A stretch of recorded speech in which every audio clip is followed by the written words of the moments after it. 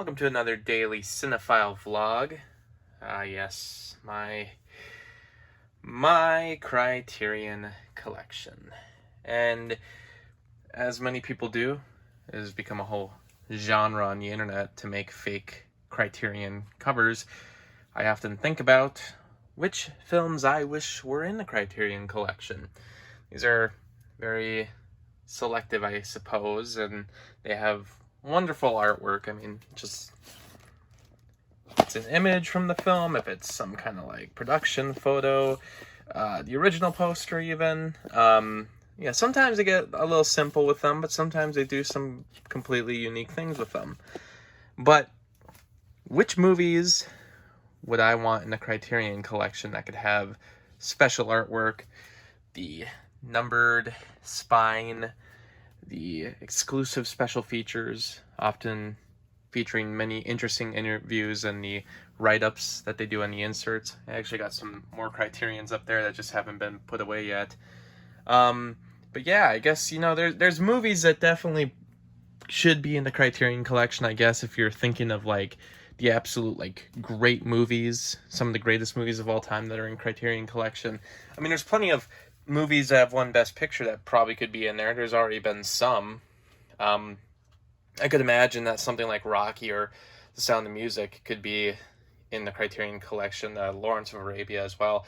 But oftentimes what happens is that a lot of these companies that own these movies don't give the rights to Criterion to do a specialty Blu-ray release. It costs money, and if a studio still is making money off of a film, then they're not going to be really up for lending it out to Criterion to do their own release. Even if it's pricey on Criterion's end, it could also mean lost revenue for the owners of the film.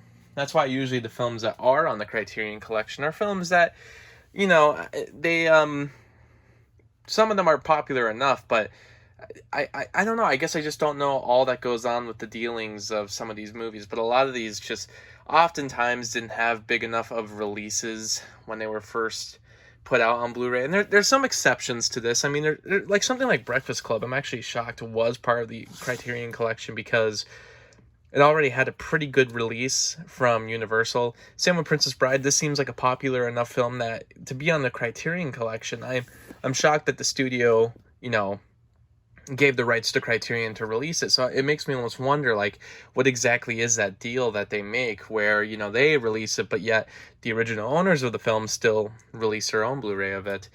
There's definitely some Steven Spielberg stuff that could be released on Criterion that never has been. I mean, why can't Indiana Jones, Raiders of the Lost Ark, why can't that be on Criterion? I could think of some other, even some movies that were released by Shout Select. Maybe not these ones. I'm a little ridiculous now that I'm looking at it. I'm like, I don't know about any of these films in particular.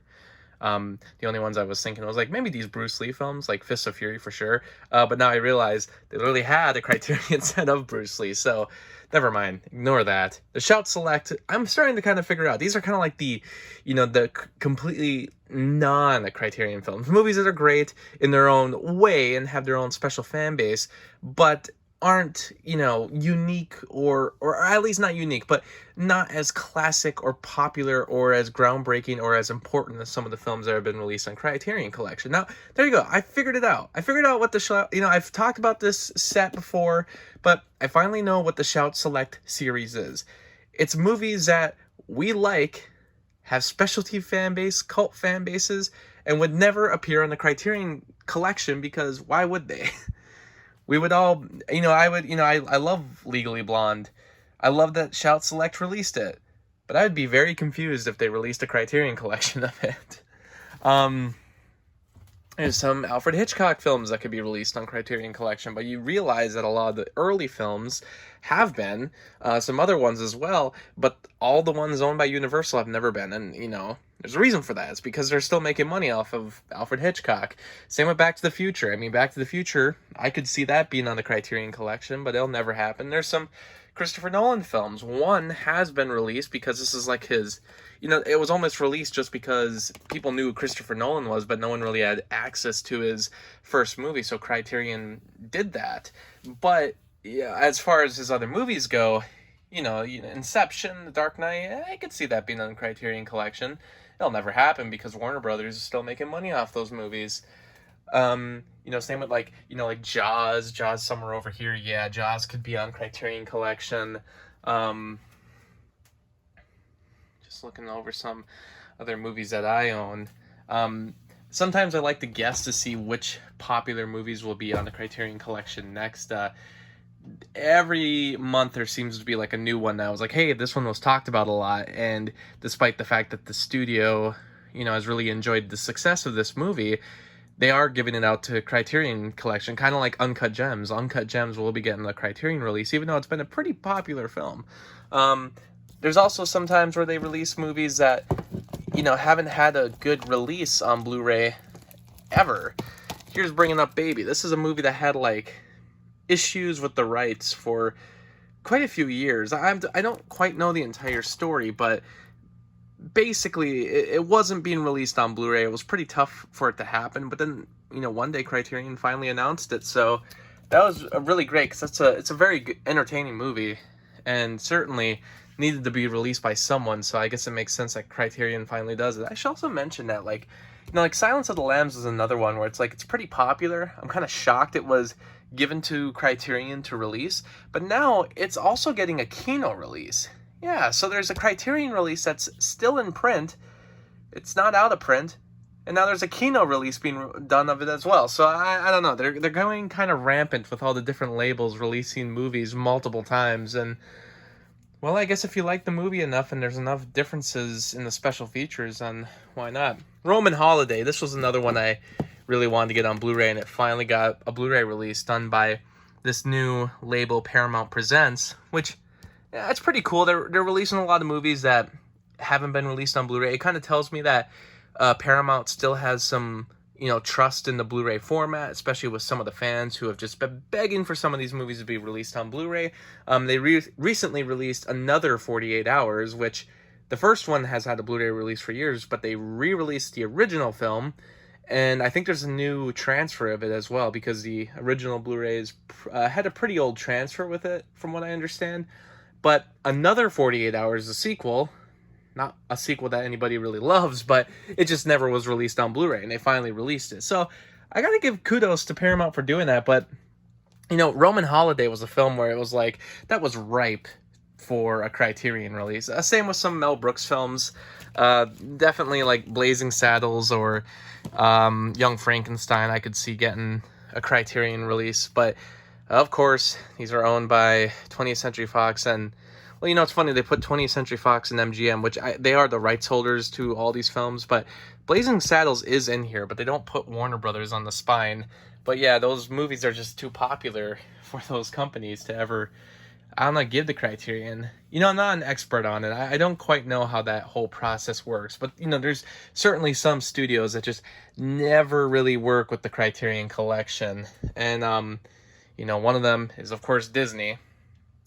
And, it's like people have said in the past, like, well, why doesn't Criterion have much for animation? And it's true. There's a couple things. They've done, like, stop-motion stuff, like, they do have Wes Anderson's film, if I could find it, Fantastic Mr. Fox. So that is one animated film. They also have, all the Criterion nuts are going crazy right now that I'm bending that back slip of paper. But they also released Watership Down on Criterion Collection. But those are like films that didn't, Fantastic Mr. Fox is pretty much because Wes Anderson's films have all been released on Criterion. But like Watership Down didn't have a good Blu-ray release. So it was about time that someone did it, and Criterion just happened to do the job. I think the biggest reason that there just hasn't been too many animated Criterions is because a lot of the famous animated films are released by Disney, and they're not going to give the rights out to them. There's certainly some other movies that could be released that are animated by Criterion for one reason or another. If I look through my animation stuff, just gotta find it. Yeah, like this, for instance, The Adventures of Mark Twain. I mean, I could possibly see that being done by Criterion. Same with The Adventures of Prince Ahmed, which this Blu-ray itself was pretty tough to find. This is the same version of a Blu-ray release of Prince Ahmed that was done in a different country, but this was like, I believe, the region-free version of it. But in general, it was just kind of tough to find this for some reason. And point is, though, that's another one that's one of the first animated films ever made, and that definitely could have been on Criterion. Casablanca's another one where it's like that definitely could have a Criterion release. I think a lot of the Warner Brothers stuff isn't released through Criterion. I wouldn't be surprised if I went down through all the different films that Warner Brothers has released, if they've ever released anything on Criterion. I'm not quite sure. I don't have that stat right in front of me. I'm not exactly sure, but I truly believe I don't see a whole lot of Warner Brothers stuff on Criterion. Well, Enter the Dragon. Enter the Dragon is in this set, so there's one Warner Brothers film. So it's not, there could be, but it seems rare. It seems about as rare as Disney. Criterion's mostly for foreign films, independent work, harder to find films, but every once in a while they just do something popular. And personally, if I could really have one movie on Criterion, come on, put the original Pirates on there. I mean, seriously, this is a good movie. That needs a Criterion release. Come on. School of Rock on Criterion. You've done other Linklater films, so how about the best Linklater film on Criterion?